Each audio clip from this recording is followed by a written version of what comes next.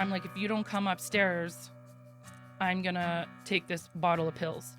I remember opening up the bottle in front of the kitchen sink and just like this in my mouth, and I could hear them. They were the ones that were dropping. Like, I'm talking, this bottle was full. And then I guess I must have walked over to the stairs and I fell down the stairs. My husband came to save me, and he literally saved my life that night. This is Hard Knox Talks. Coralee, welcome to the podcast. Thanks, Dan. I'm glad to be here. Yeah, we've been sort of threatening to do this for a while, haven't we? We have, yes. Yeah. So you're a registered nurse. I am. You're a person in recovery, 10 years coming up here right away. Yes. Well done. Congratulations. Thank you. You're a mother of one. You are a wife, and you were with your partner in your addiction. So I'm interested to hear a little bit about what that was like and what that healing journey was like with you and him. You're a Métis woman. I am. You're an advocate, and you are here in the studio, and I'm really looking forward to hearing your story. Is there anything that you'd like to say before we jump in? I'm just really happy to be here. I feel blessed. Everything seems to be coming full circle. I've known you since you came into the program. Getting in full of resentment. Yes, I did. You were there. Yes. But we all kind of have our own journey, right? And I can accept that. And we all should. And everybody accepted me when I came around, and still do. And I really appreciate that. And I'm just happy to be here to share my story. Yeah. I remember when I came in, and I don't know why this memory sticks out. I mean, I remember seeing you always in the back row and usually sitting beside Poppy. And also past guest, check out Poppy Wilson if you want to scroll back. She has a very powerful story. And I remember you guys just sitting quietly watching me just pop all the way off about Donna. I remember it like it was, I was so angry, and no one ever told me to tone it down. No one ever told me to go away or that I wasn't welcome, which is a little bit surprising because I'm sure I came off as like some women were probably quite triggered by how angry I was.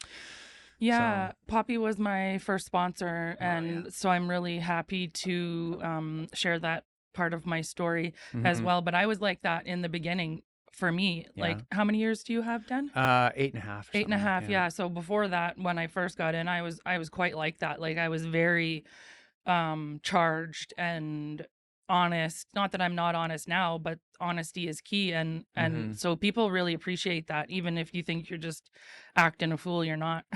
Well, I am, but in a productive way. Yes. People can relate to you acting a fool. Oh, I remember those days. Me too. So anyways, let's jump into your story. I like to start right at the beginning. So what was it like for you? Did you grow up here in Saskatoon? Did you grow up around a lot of alcohol or substances? Like, tell us the story. My mom was adopted into a family in PA, just outside PA, Shellbrook, Holbein area. My family history I'm learning about as we speak. And I'm learning that there's lots of trauma there. She had me when she was 19. In that time, you just got married. When you got pregnant, like, you should probably get married. And then it didn't really work. My dad has a mental illness. He has schizophrenia. So, and they didn't know a lot about it back then. And it was scary for her because she was just trying to manage as a 19-year-old woman, you know, with a person that's not mentally well at the time. They signed their divorce papers on my first birthday. And my mom took off with me to BC as a baby. I'm talking, we lived all over BC, and that's where the instability began for me. My mom had many, many men in and out of her life. So I think that's where a lot of my trauma comes from. I think I didn't really get to be a child. I was always taking care of my mom's emotions. And can you, like, what are your earliest memories of these occurrences? So when she's crying because a guy and her broke up, or crying because, I don't know, we don't know where we're going to live, or crying because we got to move, or whatever the circumstances was, I was just always her person. It was just very high emotions, then very low, verbally aggressive, things like that. I think there's some mental health issues there for sure. And I was always trying to manage that. And I know that that's where most of my anxiety came from. You think that was normal at the time? When I was really young, I thought it was, because I didn't really know any better. And a lot of the people my mom hung out with, or all of them, were also dysfunctional, right? So it just seemed like that was the way of it. Mm. But my mom was dating a guy and he molested me, and I didn't know at the time. Like I think I was like 4 or 5, like I was super small, Mm-hmm. and I didn't say anything till I was 12 years old. And just one night I got up out of bed and told my stepdad, and then he told my mom, and my mom's like, "Well, that didn't happen." And I was like, "What the do you mean? Like, so, there's some more trauma. Like, how do you not?" I Mm. remembered the guy. I remembered he gave me a Christmas gift. It was Christmas time. Like, I remember a lot of things. He's Mm-hmm. passed on now. However, like, nobody wanted to take responsibility for it, especially my mom. Mm-hmm. Like, it wasn't a big deal to her, and that really hurt. How old were you the first time you drank? 14, 15. And why? Well, to be perfectly honest, I didn't know anybody. Mm-hmm. Like, I had, and school was about to start and all the things, so I met a friend, and she said, "You," and I lived right by the school in a big house, and she said, "Well, if you wanna meet friends, have a party at your house." Oh boy. Yeah, and I'd never been to a party ever. Up until this point, I was a really good kid. Like, I was getting really good grades. I followed the rules because I've always looked at the dysfunction as I don't want to be like that. So I just tried to be, and I tried to be perfect and manage my mom's emotions the entire time, right? And so Mm-hmm. I was always on guard, right? What's going to happen next? Yeah, we had a party, and my mom, I think, bought me like a 6-pack of Bacardi coolers or whatever, and I got blackout from what I know. I don't recall what happened that night. I remember the beginning of it, and I remember people puking outside and my mom kicking them out, saying they had to leave and all that jazz. But Mm-hmm. and then I think I was hungover the next day, and it wasn't even a good time, but I still continued to do it all the time because that's what everybody was doing at my age. So you were all in right away then? Oh yeah. Yeah. Yeah, all in, Yeah. like all in. I didn't grow up with a father, and my mom was with a man at that time, and they were fighting all the time. And like, I've watched my mom get beat up by men because she gets in people's faces and yelling and screaming and like spitting on you because she's so close, and she would do that to me. And I just had enough. And I think that ended up being my escape from being home all the time, Hmm. you know? It was And just to go out. yeah, So it was just to be away. It wasn't about getting drunk. not at the beginning, Yeah. but it didn't take long for it to get there. Yeah. Yeah, Tell me about that. Do you remember the first time that you drank to fix your feelings?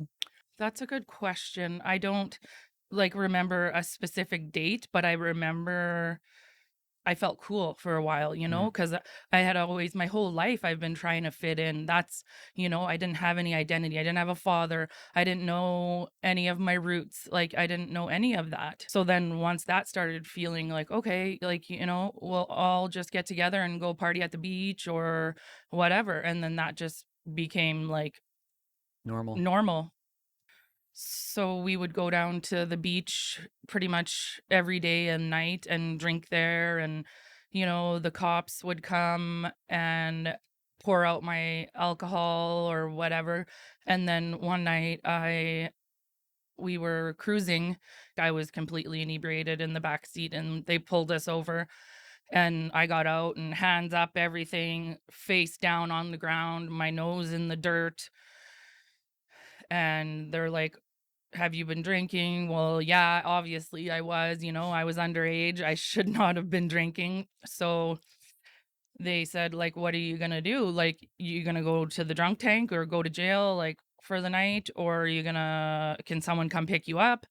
I was like, "All right, I guess I'm fucking going to the drunk tank, right? Like, what else can I do? I have no other options." Mm-hmm. And he said, "Your mom is coming to pick you up." And I was like, "Okay." And then I just thought, well, I'm getting bailed out, so I might as well continue to do that. Yeah. Is this like a frequent thing now? Like the cops know you? So they didn't get to know me personally, but they did get to know. They got to know drunk you? Yes. Yeah. Yeah. And I was funny. Like, people thought I was hilarious, Yeah. Yeah. and I loved that. This guy that I was with, I guess you could say, this gal that was really liked him was jealous, and she's got, I think there was like 6 of them, and they just and jumped me. And I did have friends there with me, and they tried to break it up, and I think there was even someone videotaping it, I heard after. Good old camcorders, I think, at the time or something. Yeah. And I got out of there, but I chipped my tooth. I ran as soon as I got a good punch in and knocked the wind out of this one girl, and I just fucking ran. And as I'm running away, I'm like, see you bitches. And I'm like that. And my friend's like, holy shit, Coralee, Yeah. don't do that again. I got your back, but don't fucking do that again. Mhm. I would sleep with guys and I didn't even know who they were, what their name was. And because people would come from all over to vacation in Penticton every summer. Mhm. And I didn't know. We partied together, got drunk, and most of them had like a hotel room. And I remember specifically one night or one morning leaving a guy's hotel room, and I was like, I don't even know his name. I felt disgusting. Would that have happened if I was sober? Absolutely not. Mhm. And I knew that, and I had to walk home. Like, I was in my bikini, my bathing suit that day down at the beach, and so I didn't really have like a lot of clothes home. So I had to walk home in a bikini top in the morning down our main street of Penticton, and that was a walk of shame for me. And I just like felt like complete garbage after that. So was this around the time where you started to realize like maybe this is a problem? Yeah. Yeah. I didn't like having a lot of men, but at the time I was like, I'm young, I can do whatever I want. I'm having a good time. Mhm. At the end of the day, I just really wanted to fit in. Like, Mhm. everybody's going to this one party tonight. I'm going to go too. So it doesn't sound to me like the drinking had as much to do with changing how you felt as much as just being accepted by a crowd that was exciting. Mhm. Like, do you think that that's what this was? For sure. Yeah. Yeah. At that point, like, we were just drinking fucking vodka right out of the bottle, like all sharing it, right? Mhm. Or Rockaberry coolers, Ugh. those 2 liters, like the Hangover Central, Yeah. and literally almost dying at the school in the field. Mhm. And then this gal that I was drinking quite a bit with introduced me to a guy, and he was a drug dealer. So then I started using like harder drugs. It was very scary for me, but I did. I was into Molly for a while, and it felt good. Like, Mhm. it felt really good Mhm. until the next day. Yeah. Yeah. You're dating a drug dealer. Yeah. Yeah. Uh, yeah. So, okay, did like more like bad people start coming around? Like what did that look like? Did your life change? I did it that night because my friends were doing it, and I was all of a sudden dating a drug dealer, and it was free and all the things. Mhm. So, and it was always changing the friend group. Like, things started getting like really crazy. And I remember it was the last day of grade 8, I think. And I remember, like, we have grade 8 grad there, and everybody gets up at grade 8 grad, like, after or even before or during. Um, a friend of mine ended up in the hospital that night, and I ran in first and visited with her. And I came out, got back in the vehicle, and it was raining that night, and the driver drove off with me in the front seat. I didn't even have time to put my seatbelt on. He took us across the street and started doing what do you call them when you Donuts. donuts, thank you. Donuts in the parking lot across the street from the hospital. And then he hits a fucking power pole, and I got scared. I had no idea what to do. My contacts flew out of my eyes and I hit the dash and all kinds of crazy things. And I was like, and then the power pole's sparking and there's water. And I'm like, oh my God, I'm the fuck out of here. So I ran and I ran and I ran. And then I seen the cops coming up the street, right? And so I stopped running and I just walked and acted like nothing was going on. And then soon as I seen them out of my sight, I started running to wherever I was going, probably my boyfriend's house or something. And I was pretty banged up. Like, I had bruises and just crazy shit started happening. And then another night I got invited to a party, and this person had like a Texas Mickey of Tanqueray, I think. And he picked me up and we went to this party and I got super fucking drunk for free, right? Like I was happy. I was around a bunch of people. That's all I cared about at that point. And I was like, well, shit, how am I going to get home? Like I need a ride. I don't drive. I'm not old enough, all the things. And there was these two girls and they said they weren't drinking. So they're like, well, we'll give you a ride home. Mm-hmm. I was like, cool, sweet. Mm-hmm. I was in the back seat and we're driving past the hospital where that first car accident happened. All of a sudden, we're in a car accident and we're in front of the hospital, crashed into the bus stop, and it was glass, all glass. So it shattered. And these two gals took off. And because there was so much glass, I had blood everywhere, absolutely everywhere. And I took off and I was so drunk, I didn't even know where I was. So I just started walking and somehow ended up in this house. I couldn't imagine what I looked like covered in blood, Mm-hmm. and my feet were freezing because I had no shoes on and it was winter time. So, they let me into their house. My mom came and got me, but I didn't even know where I was. My mom's like, "Well, if I'm coming to get you, like, where are you?" I'm like, "I don't know." She's like, "Well, are you in Penticton? Are you in Kelowna? Like, where the hell are you?" And I'm like, "I don't know." So obviously the people told my mom where I was. And that's when I think my mom was like, I'm scared for you. I would take anybody's alcohol. I don't care what it was. I ended up, getting raped and I had a boyfriend at the time and my mom was all in like let's charge him.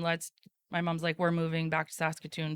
Again, I didn't know anybody like Mm-hmm. at all. Mm-hmm. And it was scary because I remember pulling up down here on 11th Street to our house on Avenue J South and coming from beautiful BC, everything's so nice there, and I'm crying because I'm like, "This is where we're gonna fucking live?"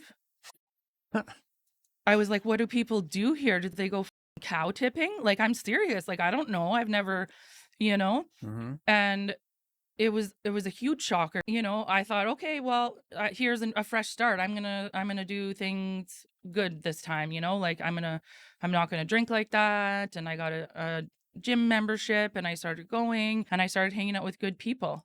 And one day, my father shows up to Taco Time on Idlewild. It's a busy Taco Tuesday, Mm-hmm. and this guy comes up to me, and I'm working the till, and he says, "Hi, do I look like your dad?" And I'm like, "What?" He's like, "I'm your dad." And I was like, "Holy shit." And my dad was with these two people and they looked really kind of like mentally unwell and a bit scary. And I was just scared and I started hearing voices. And I knew all along that my dad has schizophrenia.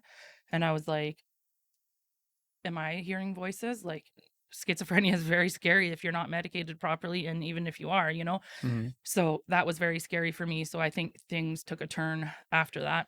What made you decide to go into nursing? My aunt is a nurse and she said you'd be a really good nurse, Coralee. And people kept saying that to me. So it was game on from then. And nursing school broke me quite a few times. I would get up in the morning and I had a bong next to my bed and I would get up and that was the very first thing I do. I'd sit up on the edge of the bed and I would just get baked. Like you'd hear like from the water in the bong. And my husband, he wasn't my husband at the time we were dating, and he's like, "What are you doing?" And I'm like, "Well, I'm getting high. Like what's it to you? Like there's nothing wrong with this." It was hardcore weed smoking for a long time. And I had some weed and a little pipe in my car and the train stopped on 22nd Street in front of Tim Hortons there Mm-hmm. and I started smoking weed because had a rough day and I needed to calm down.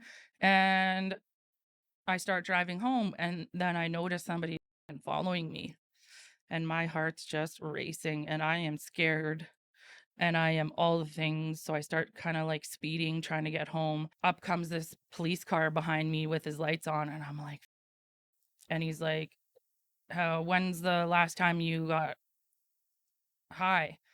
how much weed do you have? And I'm like, not very much. So I gave it to him and he's like, oh, it looks like good stuff. And I'm like, well, yeah, it is. It's not bad. You Check it know? out. Yeah, he was holding it up, Yeah. got some crystals on there, whatever. And they're like, we're going to search your car. And I was like, okay. I sat in the back seat of the cop car while they did this, just bawling, right? Because I'm like so embarrassed and I don't have my nursing license yet. And marijuana wasn't legal. And obviously, it's not legal to drive high and all the things. Yeah. And I was so shameful. When he was searching my vehicle, he found a pipe that I was looking for months. He's like, "Oh, and I found this." And I was like, "Holy shit, where did you find that?" in my mind, you know? Mm-hmm. And he's asking me like, "So what do you do?" Like, and he's like, "I'm not going to charge you today." He's like, I think you have a problem if you're driving and using and whatever." And he let me go. I walked home, another walk of shame into my house. My husband was home and I told him what happened. He's like, "What the like why would you do that driving down the street? Like that's ridiculous. Like that's stupid." And I'm Mm-hmm. like, "Yeah, I know. Like it is really dumb and I could have lost my nursing license before I even got it, So I was so ashamed." And he said, "Well, if I come back to your house in 2 weeks, are you going to tell me that you've quit smoking weed? You tell me that's what you're going to do, but I've heard that a million times." I'm like, "I am serious. I'm done." So I quit. So Mm-hmm. I didn't really think that I thought, well, if I can quit smoking weed like that, then I must not have a problem. I just like to party, to drink. Mm-hmm. So yeah, I just partied constantly, drank, drank, drank, and I was young. So I thought, I don't have a problem, you know? And then I was seeing a psychiatrist because of my anxiety, and I was, given a lot of Ativan and all that. And ended up getting addicted to pills too. And I know that that's what took me down was the alcohol and the pills. Mm-hmm. And it was a pretty quick decline after that. And at this point, my husband was like, if we'd go to like a wedding or anything, he'd be like, "Can you just not get fucked up tonight?" And I was like, "Yeah, like I'll just have like one or two." He's like, "Okay," you know? Mm-hmm. And then I would say, "Well, if you don't want me to drink whatever, you go get me just a couple drinks and then that'll be the end of it."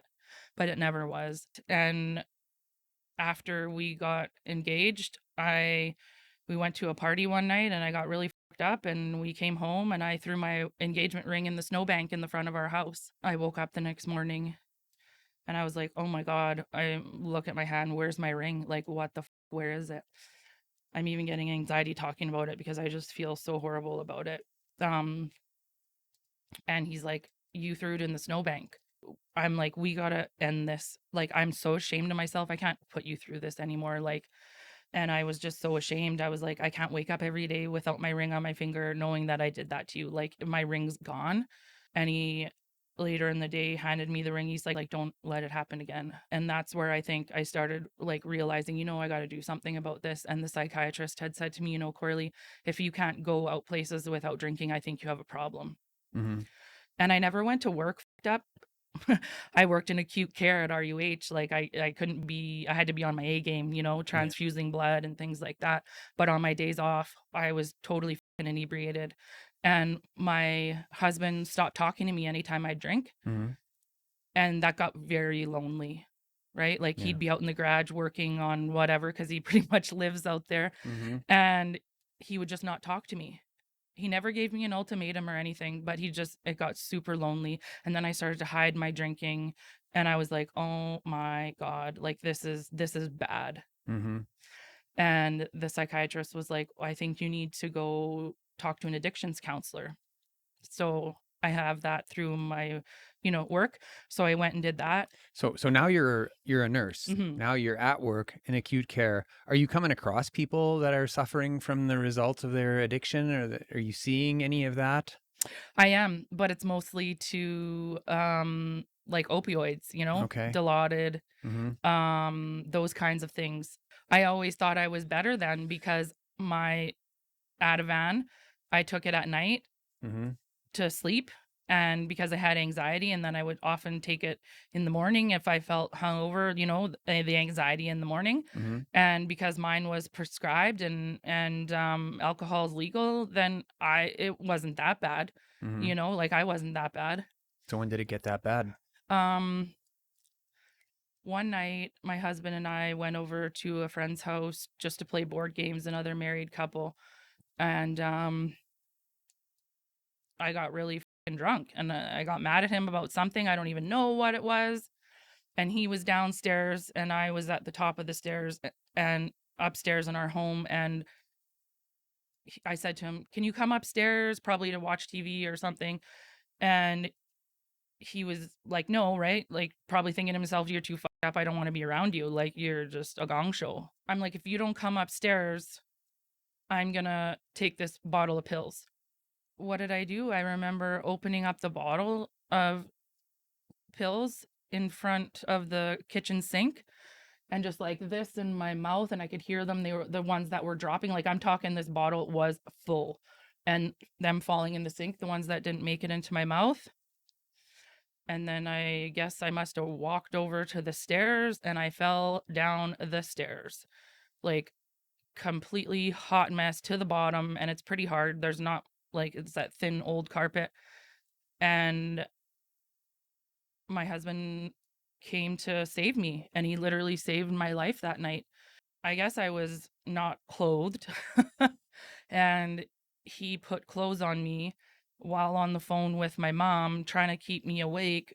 And I remember waking up the next day in St. Paul's Emerge and trying to pull out my IV, all the things. And they're like, "If you don't stop that, we're going to restrain you." And I was like, fuck, being a nurse. I'm like, okay. And I was just ashamed, like so ashamed. Like, Did you know your staff, the people that were those ones helping I you? didn't, Mm-hmm. because I worked at RUH Mm. and thankfully nobody that shift at St. Paul's like I'd went to nursing school with or whatever. And I'm like, I need to get out of here. This is so embarrassing. Nobody needs to know this. People are going to think like I'm, overdosing all the time or I'm into pills or whatever. And then my dad calls, somehow found out probably through my husband. He's like, and they hand me the phone and they're like, "It's your dad." And he's like, "I'm gonna come visit you." I'm like, "No, the you're not." I said, if you come and visit me, I'm leaving." I said, "I do not want to be seen by anybody.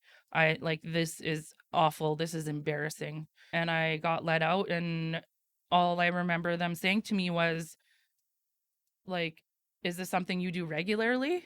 Like, Mm. have you overdosed before? Like, do you abuse pills, all this stuff?" I'm like, "No, like this was the first time I did it because I was super drunk and made a split decision. Like, it was stupid." Then I had to go to my husband's family Christmas and I wore one of those onesies, like a pajama onesies to Christmas. And because I was bruised from head to toe, I was hurting. I was hungover. I was, all the things. And So you left the hospital and went to this Christmas thing? not that day, but I think it was like the next day or after that. And Mm. I just remember saying to my husband, "Please don't tell anybody. Like, I'm so embarrassed. I'm so ashamed." Mm-hmm. And he didn't tell anybody. He was traumatized. Like, he thought I was going to die. And Mm-hmm. that wasn't the first time. That was the second time he saved my life, from a different event of me being fucked up. But, and I just thought, man, why am I doing this to this person I love so much?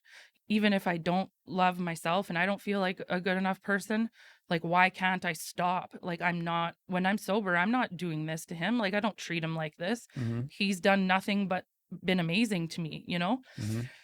And yeah, so I decided after that, and when the psychiatrist had said to me, "I think you have a problem," because she was apprehensive to like refill my prescriptions, I went to alcohol drug the al- the drug and alcohol counselor, and the first meeting, like, she asked me, my story, and I told what I've told today and more. And she's like, "Okay," she's like, you are an addict." And I was like, "What?"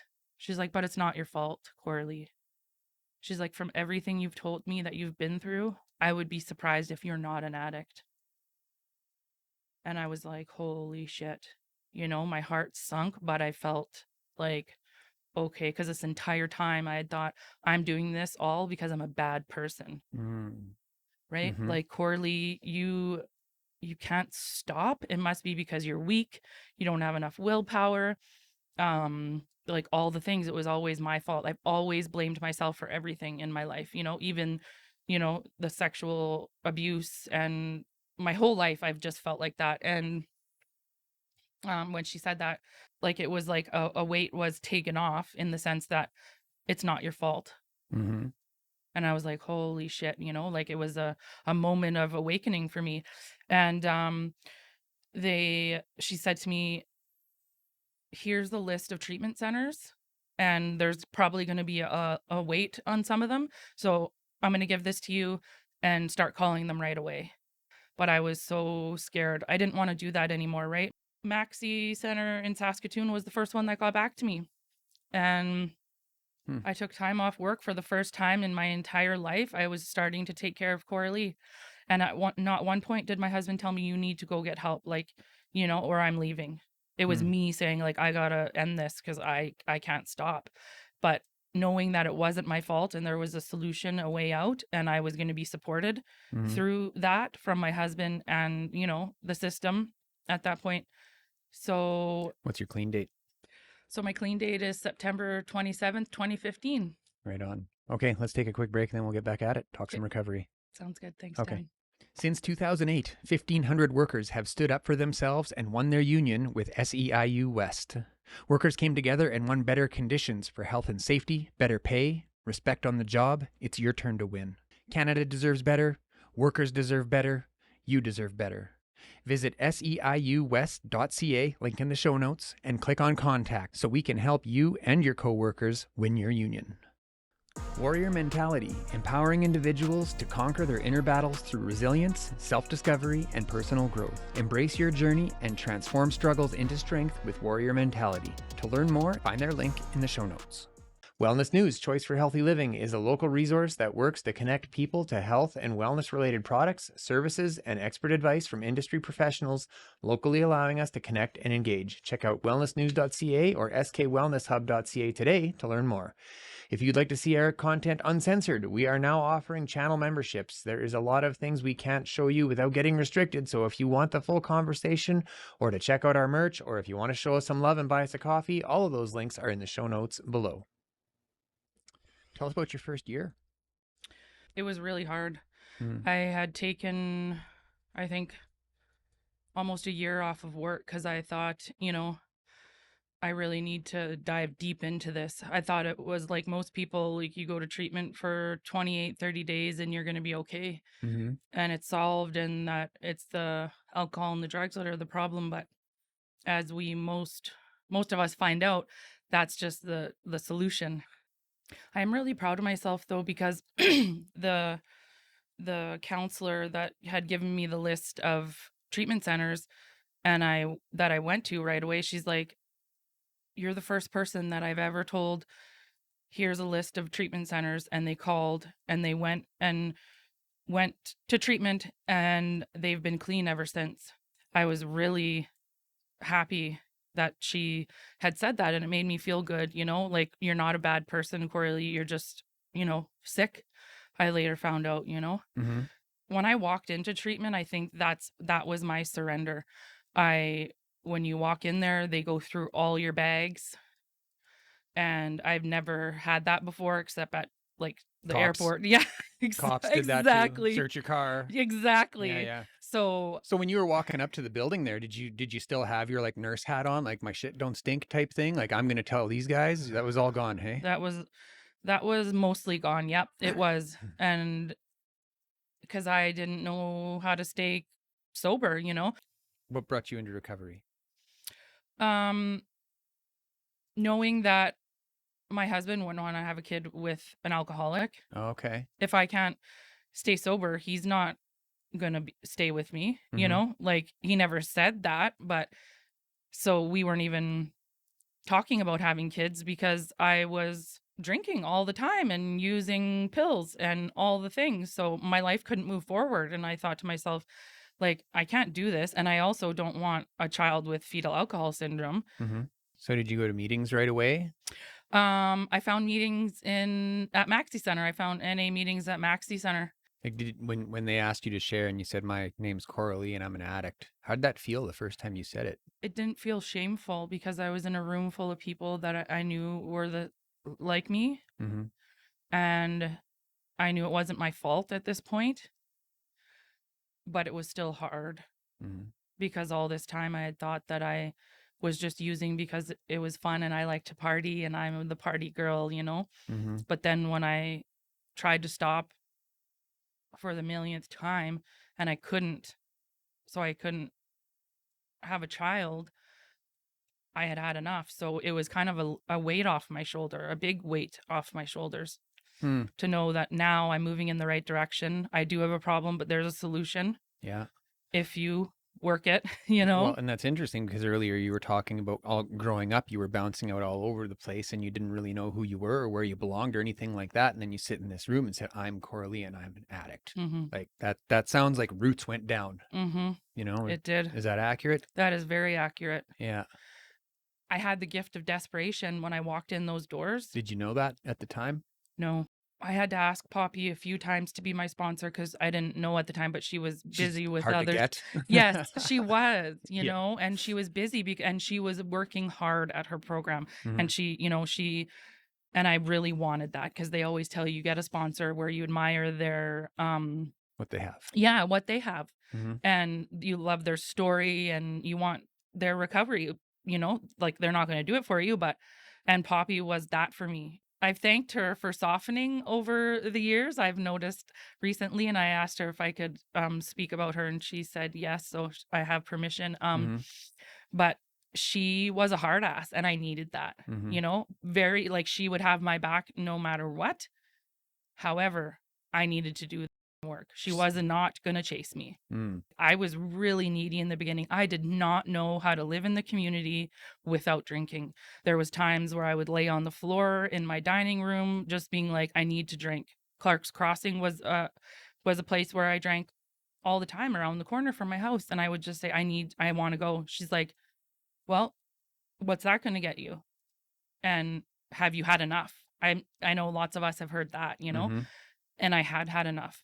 I did everything NA told me to do and Poppy told me to do, you Mhm. know, and those fucking gratitude lists, you know, I was so every time she would say, like, when I was just like obsessing about negative feelings or something going on in my life or whatever, write a gratitude list, Coralie. And I'm just like, oh, I got so sick of hearing that, but they work, Mhm. especially in the beginning, right? When you do not know how to manage your emotions and the things, you know. Mhm. And the funny thing was, just like 2 weeks ago, um, my daughter said to me, we were driving. She's come to meetings with me since she was in my belly, right? And for the first time, she asks me, Mom, you used to drink alcohol and take drugs? Were you an addict? And I said, Yes. And she said, Why did you like alcohol so much? And I was like, Well, that's a loaded question, I'm thinking to myself. And she always asks the tough questions Mhm. when we're driving, right? So Mhm. then I'm always like, okay. And I just said to her, you know what? Mommy didn't know how to manage her emotions. And it's true, I didn't. I was from a small child trying to manage my mom's emotions, which were all over Hmm. the place. We were all over the place. And I do not want that for her. Up until this point, you didn't talk about God or spirituality or anything up until you mentioned higher power just a minute ago. What was it like coming to believe in a higher power? Did you believe there was one before? Like, what did that relationship look like, and what did it feel like when it strengthened? I honestly, like most people, thought that God was one way, and that was like the Christian Catholic way. My dad's very Catholic, Hmm. that side of his family is, and I had gone to church just to please him when I was super hungover. So I didn't have when they said God, I was like, holy, you know, and I had gone to two Alcoholics Anonymous meetings before I went to treatment because I was like learning that yeah, there's a problem, Hmm. but I didn't fit in with that crowd. It was like mostly Not older. grimy enough. Yeah, like Yeah. it was just like to me, it was like me, like a bunch of sad drunks, like that aren't drinking. And it's like, you know, and Hmm. I was like, this is like too much. Like Hmm. coming to believe to me, um, there was many things I was told. God could mean good orderly direction. Mm. God could mean it just has to be something that wants the best for you, that is outside of yourself. And like, Something other than yourself, yes. and that's what I've said to a lot of people in the past. Like, if you can't believe in something bigger than yourself. At least try to believe in something other than yourself. You know That's what I mean? yeah, that's a good way to put it. I've Yeah. never thought of it like that. So for you then, like, did God have to be like something tactile, something you could see? Like, No, what was it and it then? still isn't. And I always say to people when they ask me that question, I've never tried to define my God because that's where I feel like I get stuck Mm-hmm. because it's ever changing. Yeah, yeah. Like if It's you, beautiful. yeah. So if you think you understand God, then maybe you're not thinking big enough. Yeah, like how do you put A a face. face exactly. Yeah, yeah. And and I think about that sometimes too. And when I start thinking about big picture spirituality and source energy and stuff like that, when we're talking about different religions, some call him Allah, some call him Jesus, some call him whatever. Like, I think ultimately, whatever that is out there doesn't care what we call it. I think it's just happy that we're calling it something. Yeah. You know what I mean? Yeah, and we know obviously there's something out there, right? Mm-hmm. And it doesn't have to have a name. Some people give it a name and it's whatever works for you. And that's beautiful to because before I thought I was controlling the world and I had to manage everybody's emotions and being a nurse and a wife and that I just had to do it all and it was all on my shoulders. So you thought you were God. Yeah, Yeah. not in those terms. But you didn't realize you I thought didn't that. realize that, but looking back, especially when I was drinking, I thought I was. Like, I Yeah. knew everything, and I'd tell you where to go and how to get there, and, Yeah. Yeah. you Who know who else could do that other than God? exactly. And Like Coralee. yeah, Drunk Coralee. Yeah. exactly, you know? And I just didn't wanna be that person anymore, and this was a way out. So let's talk a bit about repairing that relationship. When you went into treatment and into these meetings and you started doing the steps, surely you started to realize like the nature of your wrongs, because we often don't, and especially when we're still in it, we don't realize, like, we go through life thinking like, I'm only hurting me. I don't know why everyone's so upset. Mhm. You know what I mean? So I'm interested to hear more about that dynamic. You came out of treatment, you going to meetings, you change, you obviously change. Like, what was it like? How did your relationship evolve? It was I remember my husband coming into one session while I was in treatment, and Mm-hmm. he was apprehensive, "No, I don't," like, he's, was against it. And he wanted me to get better, but he didn't want to go to counseling. But he came in and he had that meeting with me, and the counselor explained to him, you need to get rid of all the booze and all the things. And my husband was like, well, it's my house too. Mm-hmm. Why can't I cool my beer off in the fridge? You know? Mm-hmm. And Fair enough. yeah, Yeah. and it is his house too. We own it together. And he wasn't abusing alcohol, so why, Mm-hmm. so I didn't know if he was gonna actually take the alcohol out of the house. And I learned in treatment that you need a safe place. Your home has to be your safe place.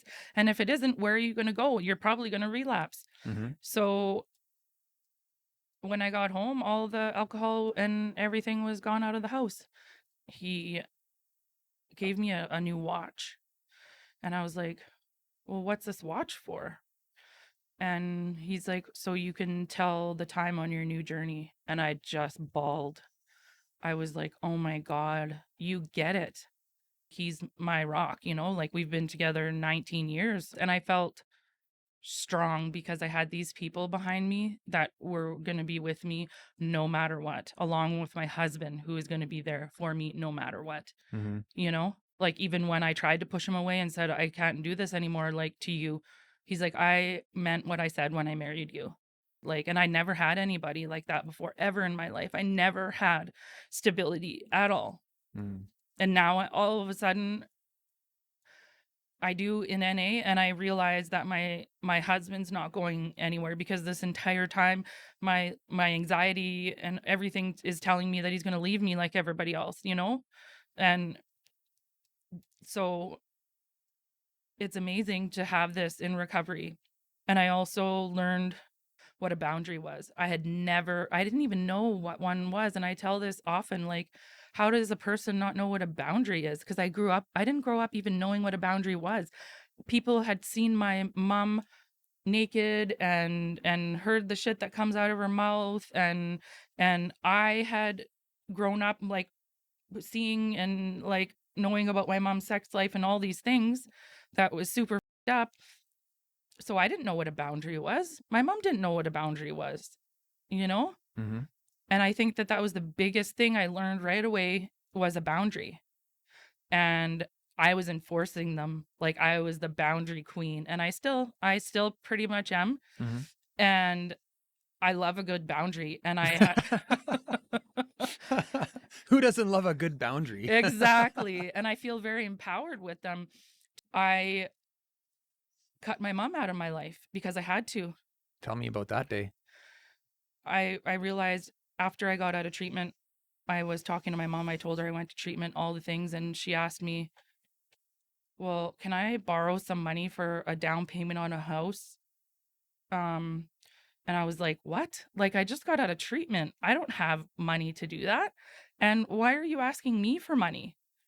And she had ripped me off so many times, and I was like, you know, but normally I would feel guilty and give in, and at this point I had learned about boundaries like I said, and I said, "No, I'm not going to lend you any money."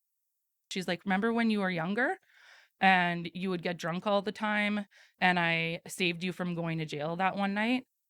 And I was like, "Yeah." She's like, "Well, I saved your ass then so you can help me now." And I was like, "Wow.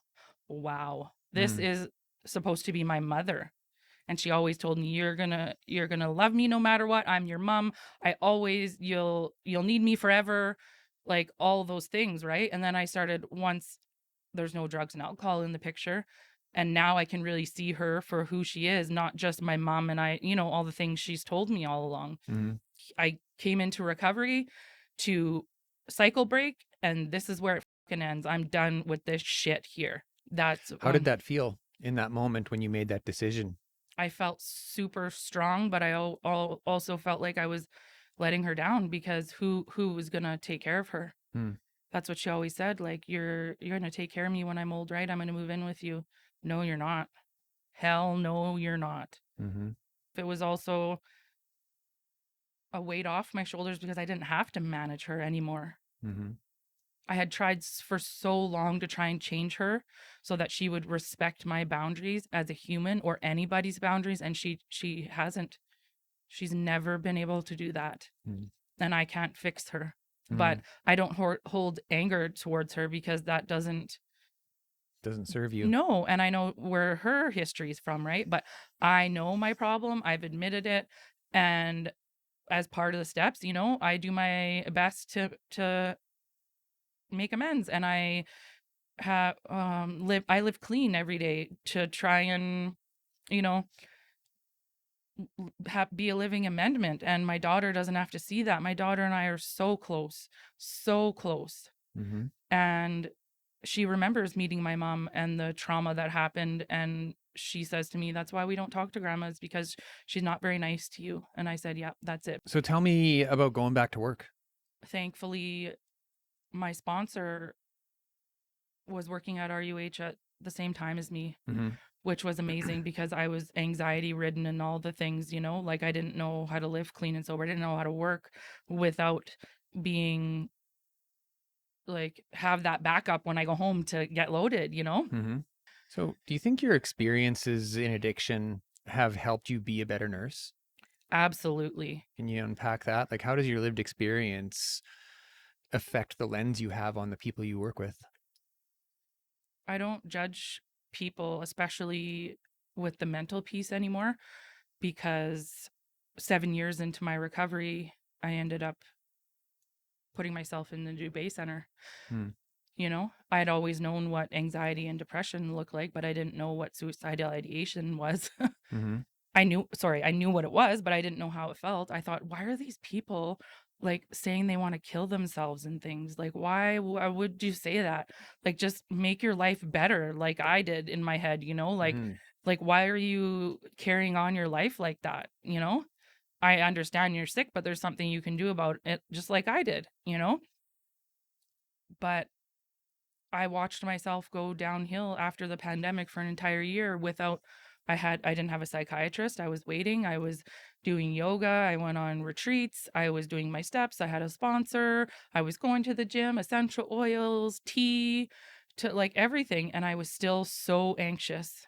And I there was lots of times where I thought I would like to use something to numb it, but I knew it wasn't going to work. Like, did you make an attempt? No, No. no. But I was thinking about it. Were you talking about it? No, I wasn't. Mm-hmm. And that was the scary part. Mm. And then I went to Emerge, and they kept me there for 2 weeks in the Dubé Center, and I got out and things still weren't good.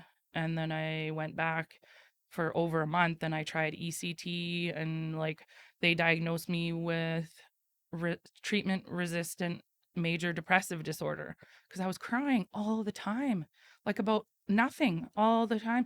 And my husband and mostly my daughter, "Why are you crying, mommy?" "I don't know," I said. "I don't know why I'm crying. It's just like constant." They offered me, they were doing a study at the U of S for ketamine therapy.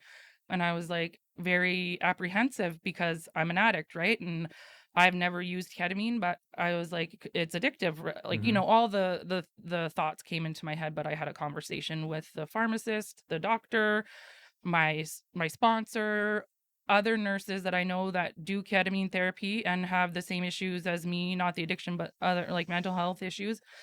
And it literally saves people's lives from the suicidal ideation. It doesn't work for everybody because nothing works for everybody, right? Mm-hmm. But I was also scared because I don't like to feel, I didn't know what to expect, right?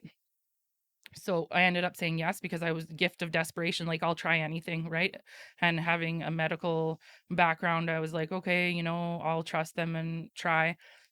And it wasn't immediate because they have to titrate your dose and all the things, but it wasn't bad. I didn't feel so shitty after. Mm-hmm. And so I continued on with it. And then when I got out, they offered me, because it's very expensive, it's $525 a treatment. Ketamine therapy saved my life, I think, because after when it finally started to like work, I could see the effects. Like I was like, wow, maybe my life isn't doom and gloom. Maybe I'm not going to be like this forever. Maybe the anxiety will lessen soon. Maybe, Mm-hmm. like I've never said this before, but I just thought of it now that it's maybe like, it's like my higher power. It felt like that, like everything's going to be okay, Coralee. You just got to make the next right step and take care of yourself, and things will be okay, Mm-hmm. Mm-hmm. because up until then I was still trying to drive the bus. I needed to manage my daughter. I needed to manage my household. I need to manage my people's lives as a nurse. I need to do all these things, right? I was driving the bus again. And the more I held on, the worse it got. So I guess it was like another surrender. And yeah, so ketamine, and then the university was offering a study for ketamine therapy because I couldn't afford it, $525 a treatment. Mm-hmm. And they paid for a bunch of them, and I took part in the study, and then they ran out of money, and I was like, shit, like this is really working for me. I need to keep going. And my husband's like, I don't know, put it on your credit card, whatever, because if it's working, then it's not money. Like, we're not going to, it's, we'll figure it out after, right? Like if it's saving your life, we're going to figure it out. And I did that. And I also got connected with like, shout out to Métis Nation Saskatchewan for the supports in mental health, and for through them for me and my daughter, like that's been huge. Mm-hmm. And they did help me with a few sessions. um I think like 25 or 3,500 bucks or whatever, but it was great because it got me through. And then I realized, okay, like I'm doing good. Maybe I don't need this, and it's been a few years since I've done it, but it saved my life. Now I know when people say they want to kill themselves or they want to end their lives or whatever because of what they're going through, I understand it Mm-hmm. on a whole new level. Do you think your higher power put you through that so that you could come out the other side? I do. Yeah. Yep. And now I fight or advocate. I say fight, but like I advocate for myself and Mm-hmm. my daughter and other people, especially in our Métis community, for mental health services because I know what it's like, and I don't want my daughter to grow up like that. And now um Poppy has a equine assisted learning program that she does, and I just love horses. I've owned them. I love horses, and I love Poppy, and she's amazing. And my daughter and I attend those sessions, and it's funded through Métis Nation for us. And for it to come full circle like that, like Poppy was my first sponsor. She knows my daughter well. Like we go out there, and it's just like, wow, like look. everything's working out. Like my higher power, yeah, totally put me in all these places so I could be where I am today. I'm a good fucking mom, you know? Mm-hmm. And when I was pregnant, the doctor told me she thought I wouldn't be a good mom because I was, I don't know why, but I'm like, I'm showing all of you, look how fucking good I am. My daughter is learning how to manage her emotions, and Mm-hmm. I'm able to do it with her. We're learning together. Someone out there listening right now who is where you once were, what would you want to say? I know everybody says it, but just have hope and hang on and reach out. Like, just reach out. Even if you think there's no hope, just reach out to somebody, your higher power, or whatever, creator, whatever you want to call it, will guide you in the right direction. You just have to be willing for it. And I know it's hard when you're that low and think that this is the end because it's been low for so long. It's not. Mm. There's a way out. There's lots of resources, and just reach out. Awesome. Well, Coralee, thanks so much for joining me today. It's been a ride. It has. We got through it. We did. All right. Well, thank you so much, my friend, and take good care. Thanks, Dan. Hold up. If this conversation gave you something to think about or something to talk about, help us keep it going. Give us a like, subscribe so you don't miss what's next. Drop a comment. We read them all. And if you're listening on Apple Podcasts or Spotify or wherever you listen, leave us a rating and a review. It helps more people find the show. Before you go, check out another episode. It boosts the algorithm and helps us reach more people who need to hear these stories. That's it for now. We'll be back soon with another dose of lived experience and Hard Knocks Talks. Say, this is Hard Knocks Talks.